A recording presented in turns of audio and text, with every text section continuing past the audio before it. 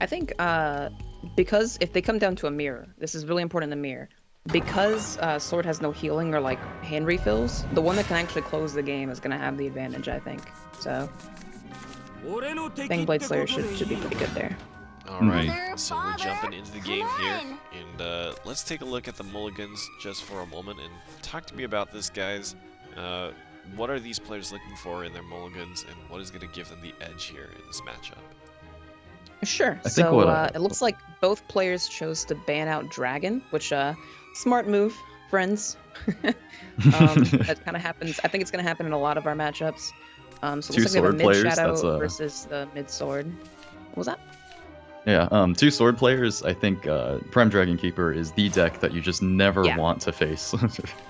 And that definitely. This That's is one of the only point. classes like with the no way to survivability deal of with it. mid sword is that it's able to ban that basically. Though interestingly enough, I think Meow's list, as already visible through his opening hand, it has a lot of defensive options itself. In playing Saber Alter, or gosh, the existence of alternate characters for cards always makes me forget their other names. It's a Dark Blade Fiend is the real, Dark Blade Fiend. Dollar Blade is the forest one.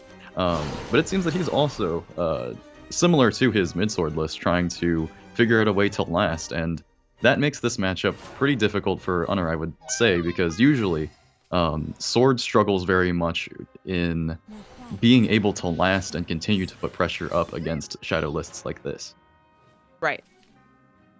Exactly. So, and this is kind of weird. It's it's 2 mid-range decks fighting in my Shadowverse. What is this, right? Mid-range is a fictional archetype sometimes. It comes and goes like the wind. Yeah, on ladder it's not something you see very often, but Meow's hand is pretty clunky. I think he might actually have to Demon Eater this. Ugh, that's gonna feel bad. Yeah. He had no way other than this to... Oof. Yeah, I was about to say. And he hits the Unica. Ugh. His only chance of getting rid of this Mars before Unner gets to get value off of it is flipping that coin with the Lurching Corpse. Goes for it. Doesn't quite get it in there. Does not quite get it. Choosing to play Amelia over anything else in his hand will buffer a little bit, but I imagine a trade will happen. He can evolve next turn anyway, but yeah. Okay. I find playing the Amelia quite good here for... although Council of Card Knights was already a solid way to approach turn 5, a lot of options are opened up by getting the Gelt in hand, as he can be played right next to Juliet or White Paladin and get his effect off on the same turn. Exactly, yep. Series of the Night coming down for Meow. It's another card we don't really see very often, since mid-range Shadow is not super popular on ladder, but pretty cool card. Has a Clash to just kind of like do 2 damage to something before they fight, so pretty neat. Mm-hmm. The choice to go with that probably forces out Unner to both play his Council of the Card Knights here and lose the Bane portion of it, just because Sword does not have any capacity to deal with Series of the Night other than trying to find something like a Bane that can take care of it. Yeah, that's something that's going to continue to get value, so you kind of just have to get rid of it because it'll keep healing every single turn. So. And this being Unner's list, this is the list I mentioned before that much more turtles rather than has late game damage. That Alvida's command is really the farthest reaching damage from hand that this like list the upper runs. end of his reach, yeah. Does he even have Alberts actually? I'm not sure. He does play 3 Alberts. Okay, so six Storm without an evolve there, so that's pretty useful. Moving This turn's kind of weird though. I five, feel like every time I see a shadow deck, a mid-range shadow deck, I feel like it always has a hand of 7 drops. You notice that? Between the Immortal Thanes and the XRs that I see almost every mid-range list running, absolutely. I think part of the difficulty of Meow's turn there is that this is the kind of matchup where he wants to get value out of Saber Alter or Dark... Sorry, you had the name before. Dark Blade Fiend, yeah. Yeah, Dark Blade Fiend, that's it. But against this board, everything has such high health that that second effect, despite being active, is not going to get him anything, so he tries to look for something else to do. Right. Meow went for another Demon Eater Lurching Corpse play there, but he low rolled again, hitting one of the he hit one of the 1/3s and did not hit that Amelia, so. Unner now, having found Albert, also has a reason to conserve these evolves, and with this much pressure on board, although I did describe this as difficult for Sword before, I think once Shadow has been pushed off the board in this manner, then this becomes a heavily Sword-favored matchup. Right. Sword is great at, if they have the board, they can keep it. Their only sort of weakness comes into play once they don't have the board anymore, so... There's an so this option is looking of pretty bad for Meow. I don't actually see an amazing play in his hand. Right, Soul Squasher and that series I'm eyeing, I think uses up these 6 play points in a way that helps him a lot. But the Saber Alter could try to hit this Amelia, ideally. Hopefully hits Amelia for him. he's tried several times with these random targeting abilities. Maybe he can land a good one here, because that Amelia is actually just going to continue to grow in pressure, and she survives. And she also free trades thanks to that clash that's still on her. Oh gosh. Gosh, this Amelia is like a continued butterfly effect from Meow missing the Mars or on. These effects like a monster, yeah. And Unner's board state merely continues to grow, and I'm noticing that perhaps this is a intentional strength of Unner's list, in that his boards have such high health values or defense. Oh yeah. Definitely hard to get rid of, and that's gonna that play honestly is gonna allow Unner to probably snowball into a pretty comfortable spot to end the game with Albert.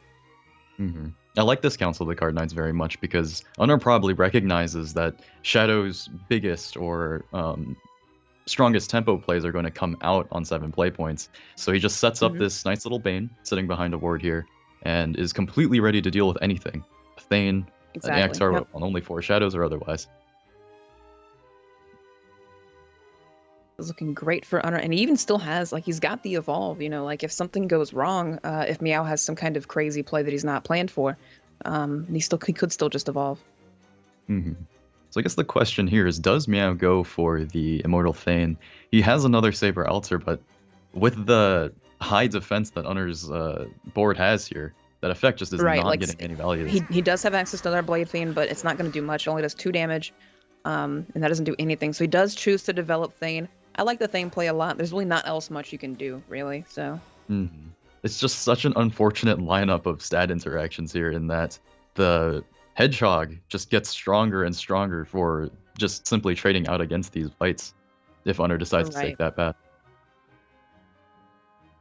Unner could also keep the... he can obviously keep the Bane alive to Bane down the ward that comes out of Thane, or just not even make a board that Thane can kill himself on. Oh, never mind. Chooses to Bane the Thane. Oh, he's so close. It doesn't matter if you just have lethal anyway, right? Yeah. Oh, never mind. I say so close, and then it just hits me that Bladed Hedgehog collected weapons from every single one of those. I wasn't counting the Thane. Bladed Hedgehog is now a 7 attack follower. He's very powerful. That widened my eyes a lot, actually. The board state of having a Bladed Hedgehog and a fully unanswered Council of Card Knights just gives you so much reach and options on how to deal with everything. Really cool. I'm learning a lot about Unner's list just by watching this, because I thought he didn't have threats, and he just proved me wrong. Bladed Hedgehog can snowball, man. It's kind of like, snowball is, it's kind of like shaped like one even, it's like a little ball. Yeah. Just gets out of control.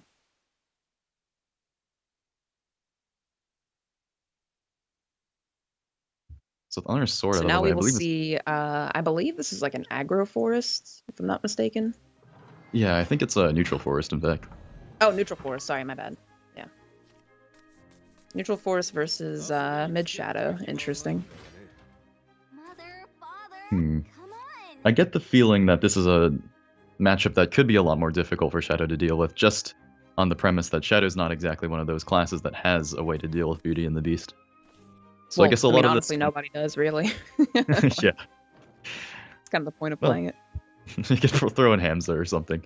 But with the amount of destruction that Shadow tends to rely on, or damage otherwise, I guess it really just comes down to whether or not he can take the board early on and hold it, as that's usually the way to get Neutral Forest to not have a good turn 6 to play Beauty and the Beast upon.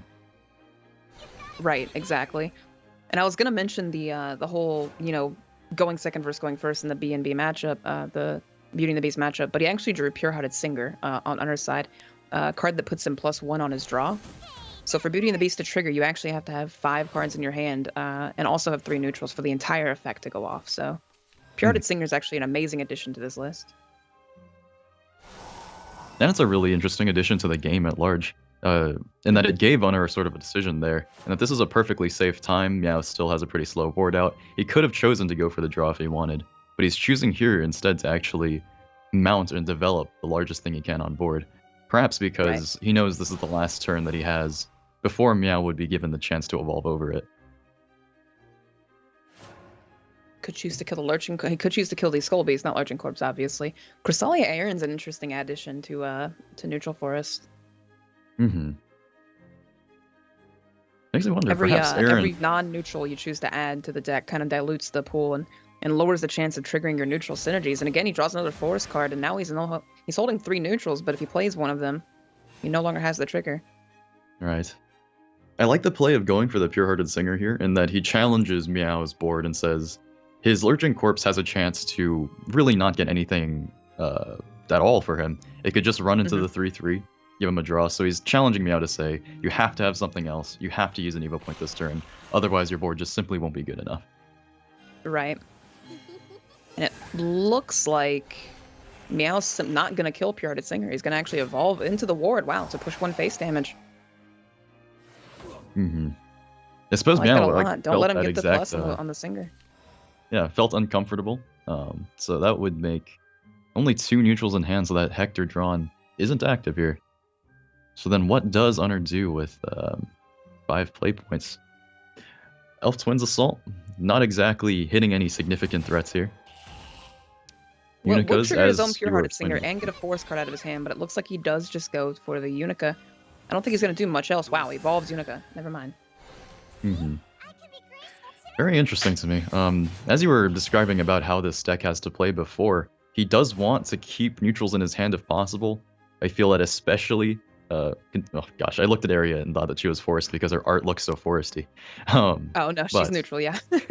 If he just tries to play out and use all of his play points, get rid of the Unica, then his hand does become worse and worse for the synergies he wants to try to get off. Mm-hmm. Alright, here we get to see Saber Alter. Evolve. It looks like he's just going to clear the board completely. This also sets up a pretty good board in response to if Beauty and the Beast did come down, it would take 5 from fighting this Dark Blade Fiend, so... Mm-hmm. Ow. He's not going to get it. Oh no. He's not going to have it. Wow. And with that gone, at the very least, that's a very strong Elf Twins Assault from him. Yes, that was a very, very good Elf Twins Assault. But, I mean, that's kind of the whole point of Neutral Forest. The whole point of Neutral Forest is to play Beauty and the Beast on curve. And if you don't do that, you're not really developing anything with the deck, honestly. Mm-hmm.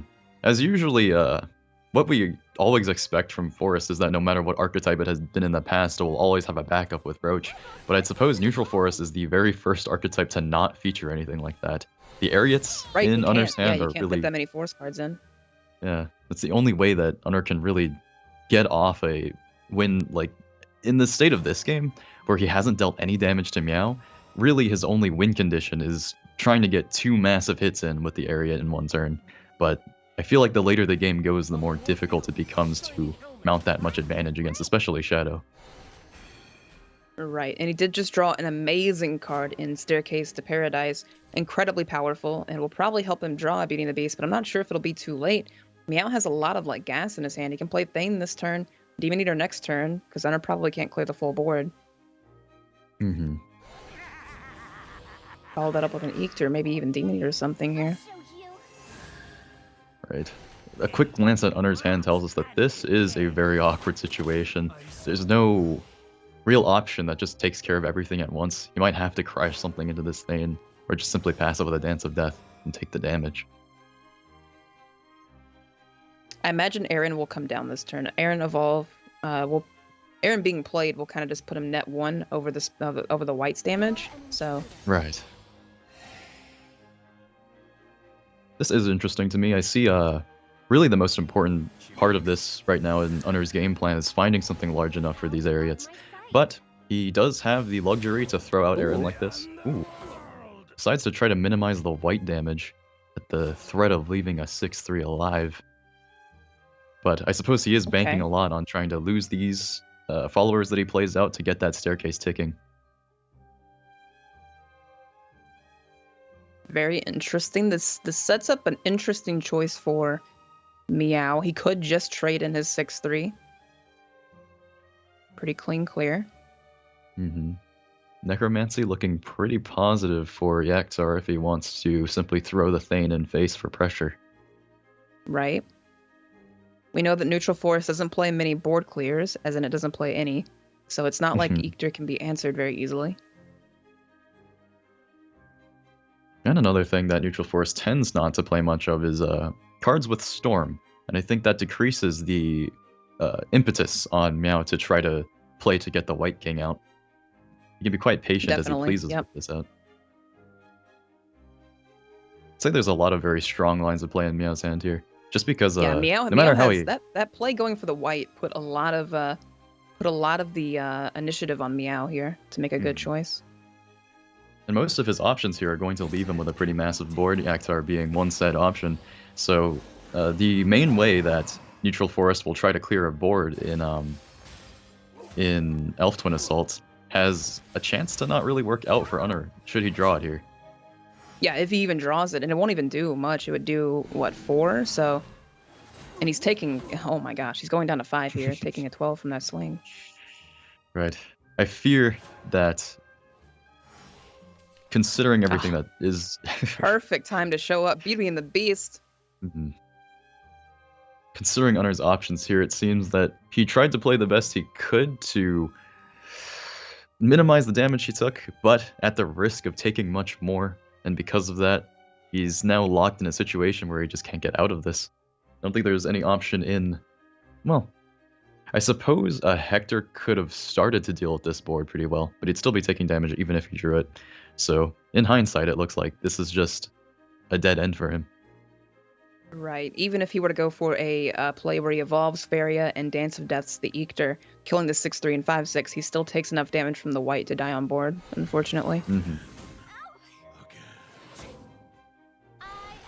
And he's doing exactly that, but I think he'll realize that and drop the surrender. Yeah. Right. Feels bad, man. Mm-hmm. So I've seen this happen very often, especially in these tournaments for some reason. It's almost as if Beauty and the Beast is cursed for NGE alone, where either Forest just takes too long to find it, or just never has a good turn to actually slam it down on. It seems the best time for a card like it is right Beauty on and the the turn. Beast. Yeah, Beauty and the Beast has it's a huge payoff, right? You get this amazing, unkillable 6-drop follower, but I have noticed that, yes, in NGE it seems to almost never work on stream, yeah. Right.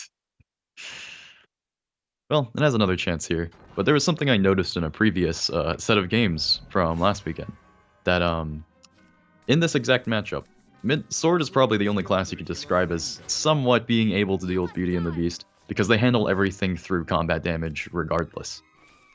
Right. But I suppose that also has its own caveat, which is Sword plays for the board so much that it can be just difficult to land a Beauty and the Beast on a turn where you're not taking a lot of damage for that in the first place.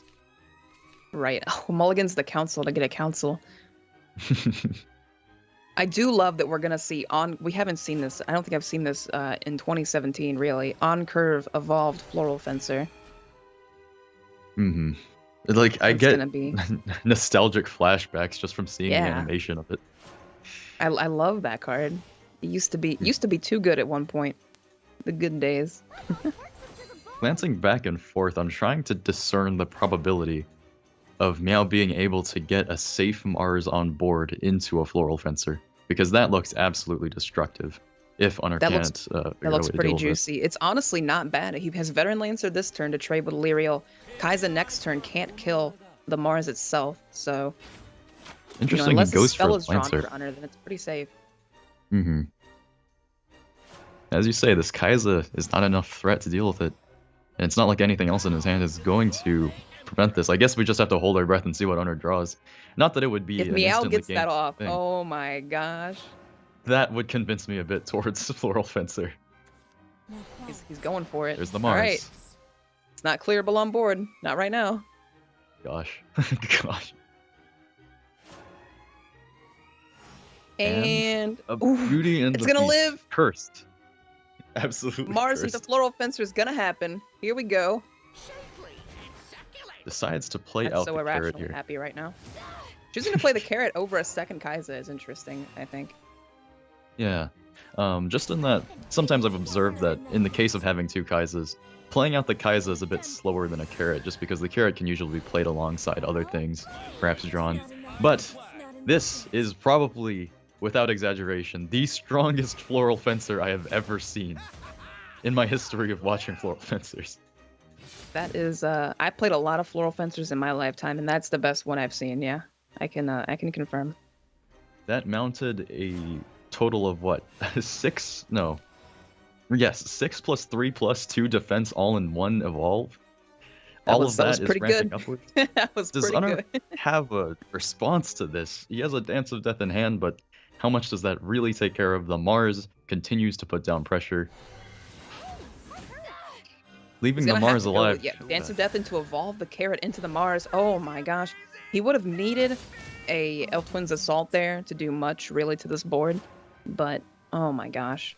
The council makes this so much more difficult as well if Meow goes for that. He also has the option to simply play out the other cards. He could go Lancer into Novice Trooper here as well for a bit more face damage. But Meow is just in such a state of counseling, because remember this 1/2 trades into carrot for free if it wants to. So, I mean, council would just be explosive this turn. So I do think that would be a great play. If Meow is currently living on the confidence of that previous Mars, he could also try to go Mars into Veteran Lancer. And is he actually doing that?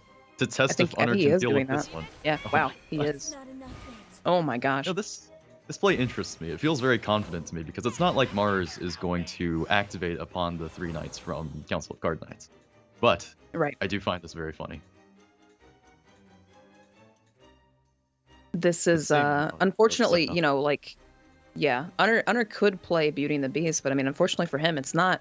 He needs spells to come back from this. He needs like a Hector, he needs like a Elf Twins Assault, he needs something useful that aren't followers, so. Right.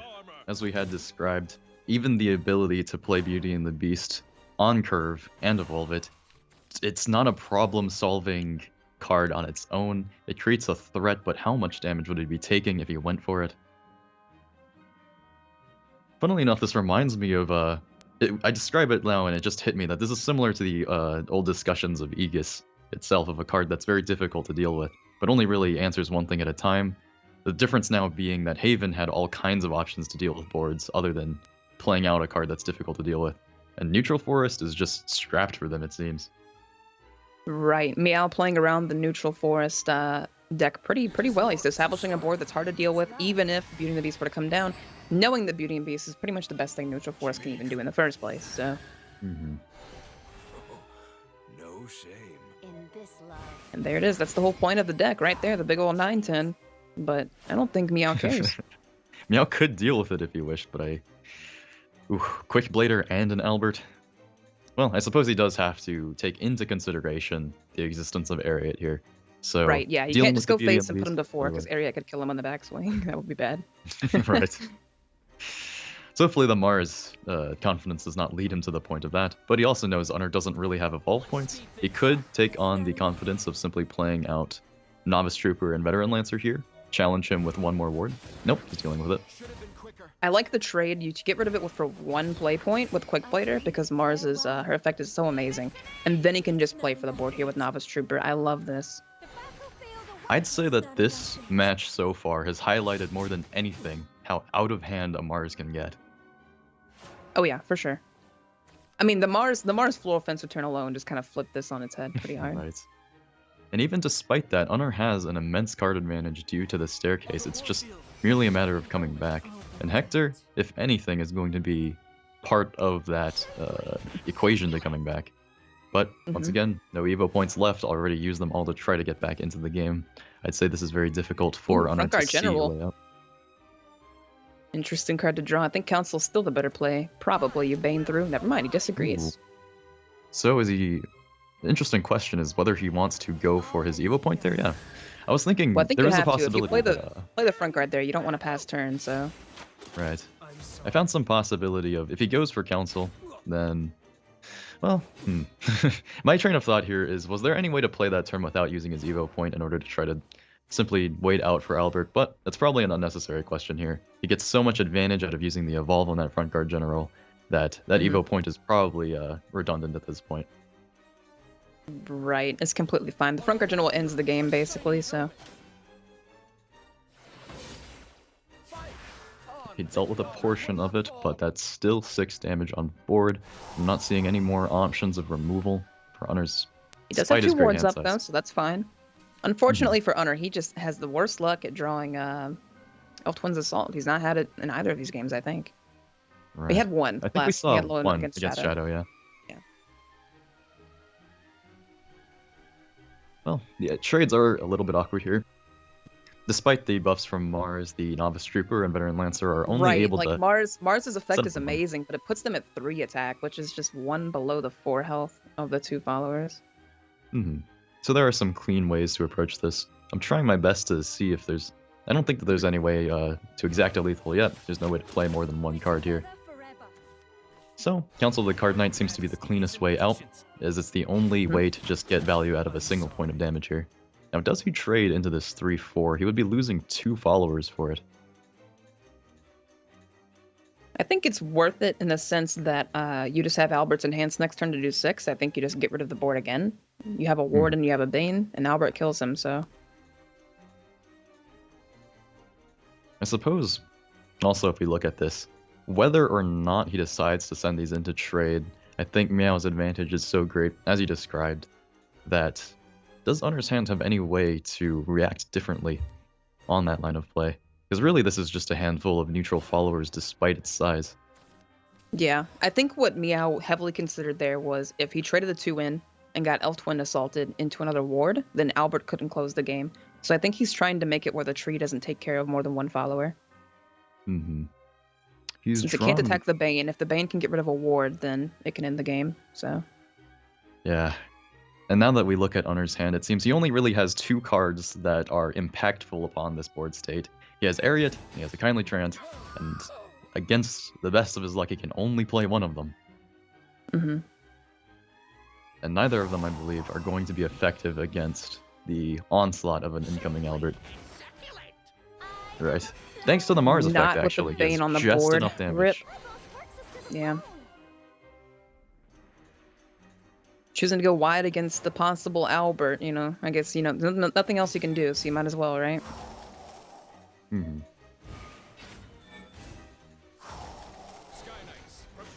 that's the game for Meow. Albert. Oh boy. It's a simple fold-in, and really it shows off that Meow's midsword and the difference it had from Unner's midsword wasn't really highlighted between the two, but Mars into Floral Fencer, into continuing to develop Mars's, was just so much pressure upon Neutral Forest that game. It really just, like, I'm not used to seeing Neutral Forest in such a state of pressure that its Beauty and the Beast is so ineffective, but it's really interesting to see how Meow approached that game. Right. There it is. Meow gets to move on to the upper finals after taking the victory, coming back, losing against the Sword decks, and I feel like this is a